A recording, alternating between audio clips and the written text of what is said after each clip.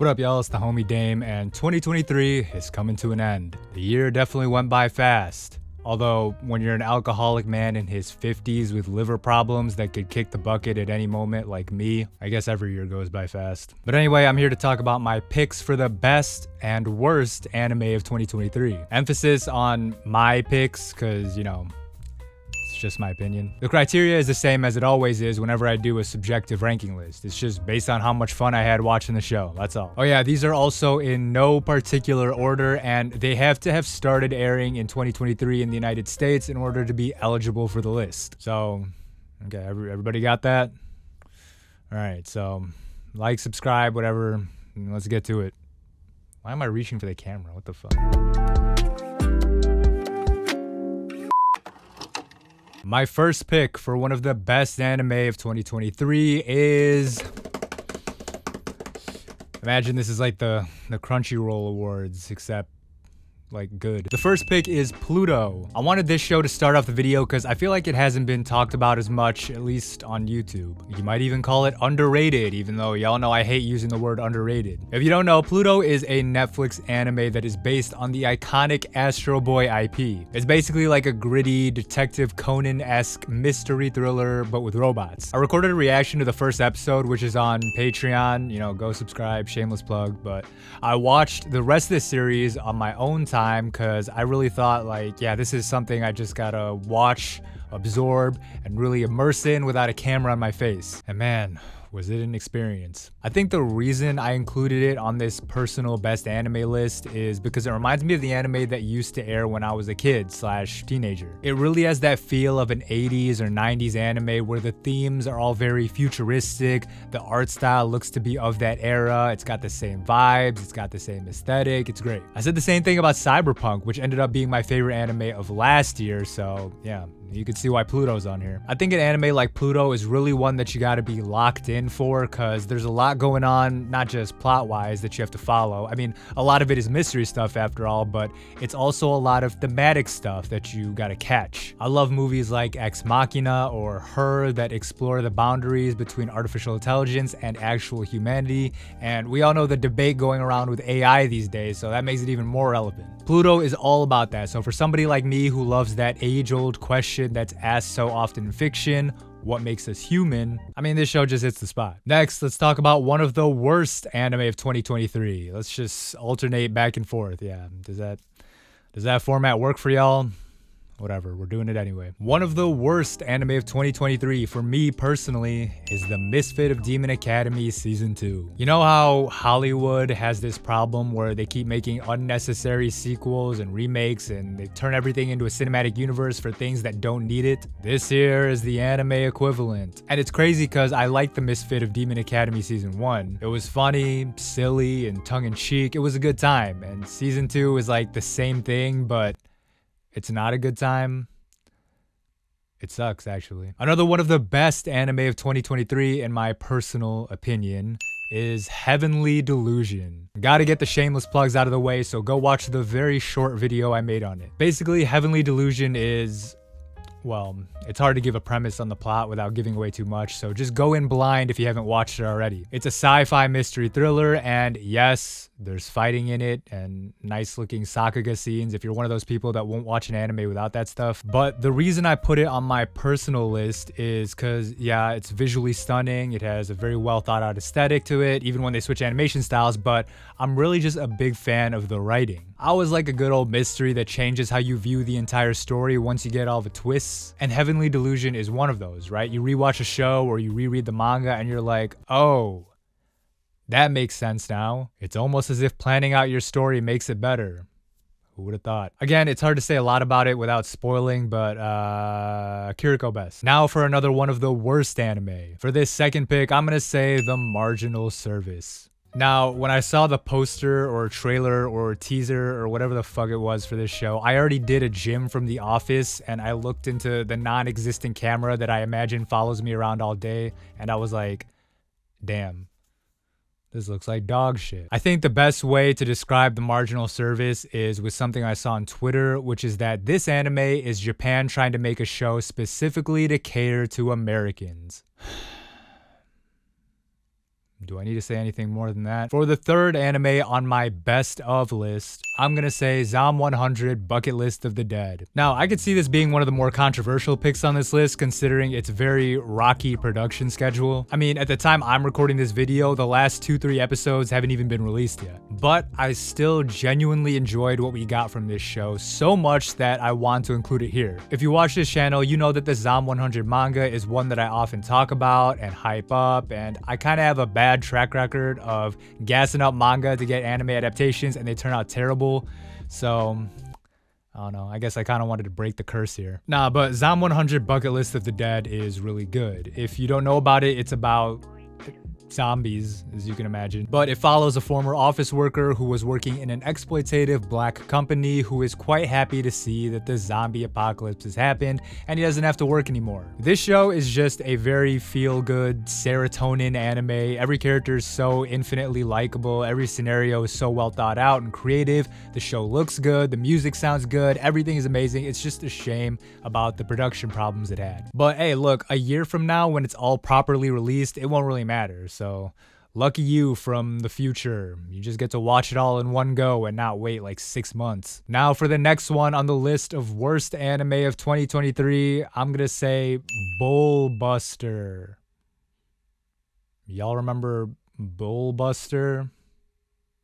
That famous show that everybody watched and talked about.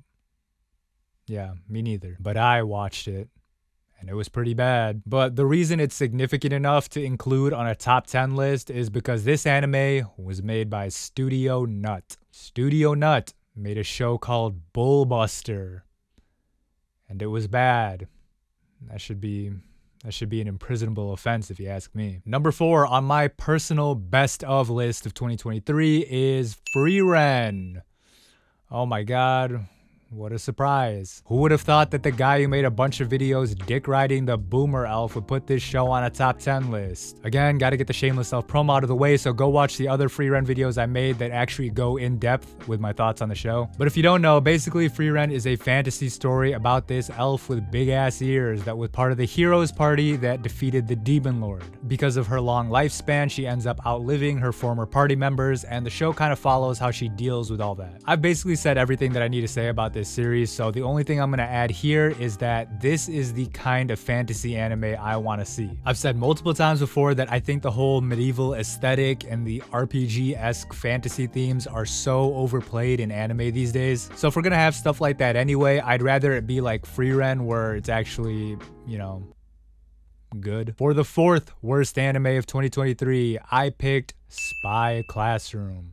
Not because it was particularly terrible or embarrassing or on the level of something like X-Arm, but simply because I was actually excited for it to come out and I completely forgot about it. And when I actually ended up watching it, I couldn't even remember why I was excited for it in the first place. Remember y'all, it's way better to be a hilariously bad anime than it is to be a forgettable one. For number 5 on my best anime of 2023 list, I picked Kaguya-sama Love is War, The First Kiss That Never Ends. And if you're saying, but Damien, this released in December 2022. Well, guess what? It released in February for the West, so we're counting it. As with many of the shows on this list, I made a video about it, so again, shameless plug, go watch it. But basically, it's about, I mean, well, does Kaguya-sama need an introduction at this point? It's literally one of the most popular anime of the past, what, 5 years? Actually, I will say a surprising amount of people didn't even know that this mini season / movie existed. Of course, everybody watched Kaguya-sama season 3, but there wasn't as much discussion about The First Kiss That Never Ends, which is a shame because I think this is one of the best arcs of the manga. And it's gonna be weird when season 4 comes around and all the people who didn't watch this mini series are gonna be hella confused as to why Ishigami and Tsubame are in a bed together like a JAV. I think the reason Kaguya is on this list for me is because of how it executes its message, right? A lot of romance stories usually have something to say, some kind of overarching message about love and relationships and all that nonsense, right? For example, Toradora's message is that everyone is looking for the elusive thing called love, and the ones who end up finding it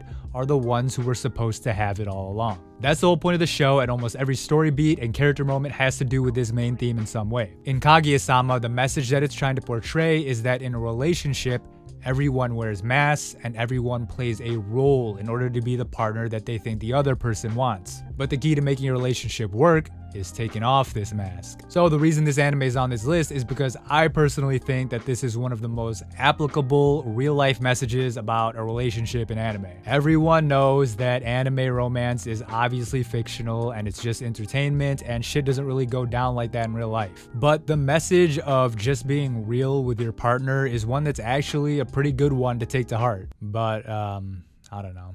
This is all coming from someone who still wears his wedding ring even though he's divorced, so what do I know? Another one of the worst anime of 2023, in my opinion, is I got a cheat skill in another world and became unrivaled in the real world too. AKA Issei Leve, I think. Is that what people call it? I don't know. Now, this is a rare one because it's borderline so bad it's good. And when I was reading the manga, I was thinking the whole time like, wait, is this supposed to be bad? Am I missing the joke? But after watching the anime, yeah, no, they're dead ass serious. It really is just that bad. Bad enough that I made a whole video about how bad it is, so the self-promo in this vid is crazy, I'm not gonna lie. But back to the best of list, the next entry I have on here is The Apothecary Diaries. And yes, you guessed it, I made a video about it and will probably make more videos about it, so yeah. The Apothecary Diaries is about this girl named Cat who is an apothecist. I practiced saying that word. She gets employed as a lady-in-waiting for one of the Emperor's concubines and has to solve a bunch of strange mysteries and random problems around the Imperial Court. The main things that I mention about why I like this show so much is like the aesthetic and the immersive world building, but one more thing I want to mention is just how down to earth it feels. This show feels like an animated Chinese drama. Like this could easily be made into a live action series like tomorrow. And because of that, it feels a little bit more human and a little less over the top and zany, which I usually say is a bad thing for anime, but the thing is, this show still has an anime feel to it. But the point is, it's not overdone, and that's what I mean by it feeling down to earth. So yeah, amazing show. I think all of y'all should watch it if you haven't already, because I mean, I have it on my list, so like, what are you doing? Another one of the worst anime of the year. What is this, like number 6? Is that 6 on my list? This one is the complete opposite of The Apothecary Diaries, because while that show is down to earth and restrained, this one is too over the top and too all over the place. And that show is Magical Destroyers. Oh man, it pains me to say this because I was hyping up this show's first episode when it aired. It had everything I liked, right? The zany, Fooly Cooly-esque look to it, ridiculous characters, ridiculous premise. It felt Studio Trigger-like, and normally I love those shows. Contrary to what I said earlier, I love when anime goes over the top. That's the point. It's anime. You can do anything. You can go balls to the wall, but you gotta make it good. And Magical Destroyers is not good. It's a mess, nothing makes sense, and it's a nightmare, and I kind of hate it for baiting me in with that first episode. For the 7th best anime, we're going back to romance with The Dangers in My Heart. Remember earlier when I went on about the really great message that Kaguya-sama made about love and relationships, and that's what made it such a good romance anime? Well, The Dangers in My Heart doesn't do any of that. It's just really fucking cute. Don't get me wrong, obviously it has something to say about romance like any other romance anime, but the reason it's on my list is because, I mean, just look at these two. They're adorable. How can you not like them? Now, here's the thing though. You might be saying, Damien, you have a lot of romance anime on this list, but there were a lot of great romance shows you didn't include. Why isn't My Happy Marriage on here? Why isn't Tomo-chan is a Girl on here? Why isn't Insomniacs After School on here? Why isn't My Love Story with Yamada-kun on here? Well, the answer to that is, first off, it's my list. I could put whatever I want on here. And second, I think I just like the two leads of this show better than all those other shows, that's all. That's not to say all those other anime have dog shit characters, and it's not like a blowout comparison. I just like the cast of The Dangers in My Heart just a little bit more, and that's why it's on this list. What can I say? Sometimes you just can't explain why you like something. It's like, why is your favorite food your favorite food? Or why is your favorite color your favorite color? Sometimes it just is what it is. Oh yeah, I made a video about this show too, so go watch it. Another one of my picks for one of the worst anime of 2023 is In Another World with My Smartphone Season 2. I know. This is a cheap pick. It's the lowest hanging fruit. It's like saying lung cancer is a bad thing. We all know this. But listen, y'all. This show is so bad. It's so bad I can't even bring myself to make a video making fun of it. It's not like funny bad. It's not so bad it's good, it's just embarrassing. It's everything that's bad about modern anime in one show. Don't even bother watching it, even for like a dumb anime to put on in the background. Just don't do it. But anyway, back to the best of 2023 list. Listen, y'all probably think I'm soft as hell, right? All these slice of life shows, all these romance shows, all these drama shows. I know y'all think I'm some kind of big pussy who watches anime on his bed while kicking his feet in the air. So that's why for my 8th pick on my list of best anime of 2023, I picked Jujutsu Kaisen Season 2. Now, at the time I'm recording this video, I actually don't have a video out about this anime, but I'm planning on making one, so tune into that for more in-depth discussion. Listen, y'all, it's the holidays, man. It's peak season for YouTube ads. I gotta squeeze in those views while I can. For real though, Jujutsu Kaisen is really interesting because I see a lot of discussion about this on Twitter, the internet, Reddit, wherever. A lot of people say that Jujutsu Kaisen is a shonen that feels too mature to be a shonen. I know this sounds ridiculous because we know that shonen is just a demographic category, and calling something a shonen anime tells you nothing about its content or how mature it'll be, but I get what people mean when they say this. It's not just that Jujutsu Kaisen is gory or violent or it has really intense action. Those things don't make a show mature. I mean, Call of Duty has a lot of violence and everyone that plays that game is like 16. What makes Jujutsu Kaisen mature for me personally is how it's willing to not conform to what its audience wants. Now, I obviously won't say any spoilers here, but hopefully if you watch the show, you know what I'm getting at. This isn't to say Jujutsu Kaisen's plot is some next level unique shit, but it does things that make me think like, other battle shonens wouldn't have done that. And that seems like such a simple thing that may even be surprising considering some of the biggest critiques toward Jujutsu Kaisen are that it's like the most generic shonen ever. But obviously this is just one positive point that I have for it. There's a whole bunch of other stuff that makes it good, but you know, you gotta wait for the video. Another show that I think is one of the worst anime of 2023 is Liar Liar. Hey guys, do you like Classroom of the Elite? Do you like Kakegurui? Do you like No Game No Life? Well boy, do I have news for you. Just go watch those shows instead. Don't watch Liar Liar. It's very bad. Let's see, what are we on? Number 9? Okay, number 9 on my list of best anime of 2023 is not a Japanese one, and just me saying that should tell you what show I'm talking about. It's Link Click Season 2. At this point, I don't even need to tell y'all, right? Of course, I made videos about this show. Go watch them. But there was a brief moment in time when I was watching Link Click Season 2 where I was like, oh no. This might be terrible. I thought it was moving away from what made season 1 so good. I thought it was getting too messy and I thought the season would end up being a disaster. Well, thank God I kept my mouth shut because if I said that on video, I would have looked dumb as fuck, like even dumber than I normally make myself look. Link Click Season 2 is incredible. It has everything I like in a good anime, likable characters, an engaging plot, well-crafted cinematography and animation, all of that. Can't say too much about the show without spoiling, but if you haven't watched it, the premise is time travel? I don't know, that's all I'll say. For number 9 on the worst of 2023 list, I picked another Chinese made show. Unfortunately, this one wasn't quite as good as Link Click. It's called Balala the Fairies. Star Fate Butterfly Awakening. Why did I watch this, you ask? It's because I have a young daughter that isn't exactly old enough to watch Heavenly Delusion with me. Granted, this show obviously was not made for old man children like me, but I mean, I've watched kid shows before and they're not as nightmarish as this show. Like, I mean, y'all remember Winx Club? That show absolutely clears this. Now, we might as well do the 10th and final worst anime on my list so we can end the video on a good note, although I'm sure you can guess what my final best pick will be by process of elimination. But my final pick for worst anime of 2023 is Vinland Saga Season 2. No, I'm just playing.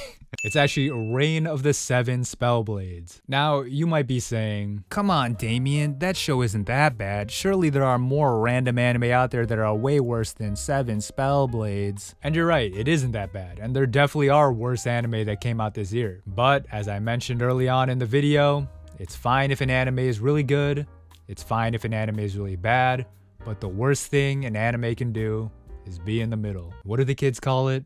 Mid. And Seven Spellblades is the most mid anime of 2023 in my opinion. Everything about this show screams filler anime that you have to like scroll by on whatever site you use to stream anime so that you can get to the show that you actually want to watch. It's not bad, like it looks fine, there's decent voice acting, it's not like there are insane plot holes or some weirdly offensive writing. It's literally just boring. It does everything right but nothing well. It has ideas but they don't go anywhere. It has characters but they're not memorable. It's just boring. And in the world of entertainment, the worst thing you can be is boring. Now, finally, the 10th anime on my best anime of 2023 list, the final entry on this ranking list, the climax, what? I'm saying that all dramatically as if it wasn't made clear that this list is in no particular order and this anime being last has no impact on how good it is. But yeah, the last anime is Oshinoko, of course. Oh my god, what a surprise. The show that went viral and that everyone loved and that K-pop stars were dancing to on TikTok is a really good show. Oh boy, what an even bigger surprise. I already made multiple videos about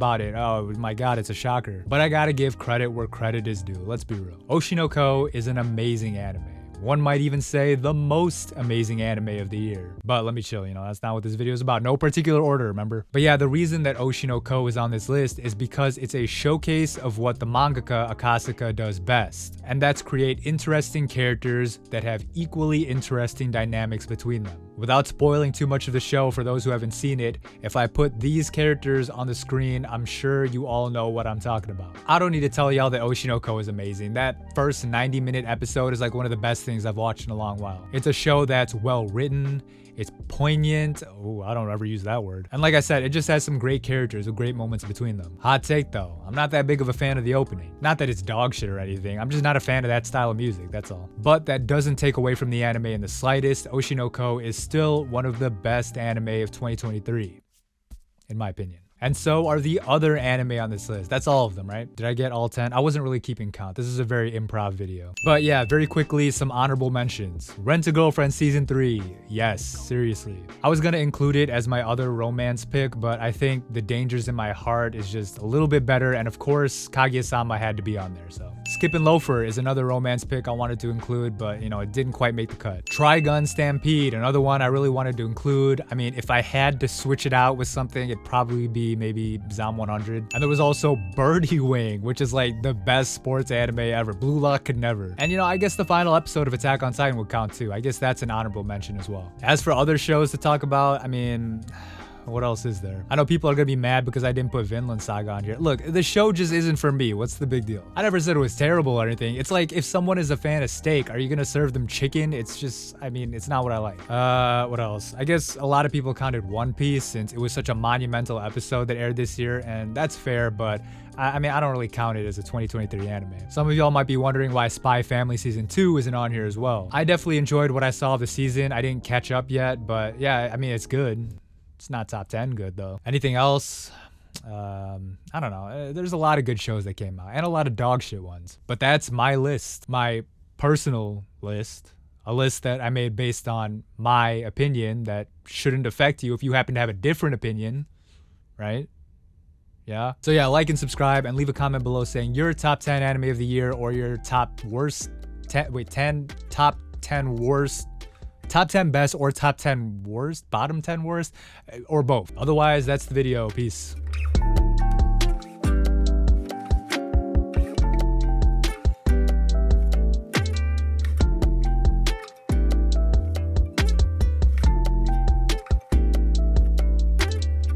Oh yeah, if you're also wondering where is Bleach, I didn't watch it. But if you're also wondering where is Bleach, as in where have the Bleach videos been on my channel, I mean, just hold tight. If you're following along on Patreon, we're nearing the end of the Arrancar arc. We got Aizen and all them. They're fighting in Karakura Town. What is it called? Gin is there. The furry captain is there. It's all fun. We're having a good time. Hopefully I can wrap it up soon and put together a nice long video for y'all before the end of the year. So yeah, look forward to that.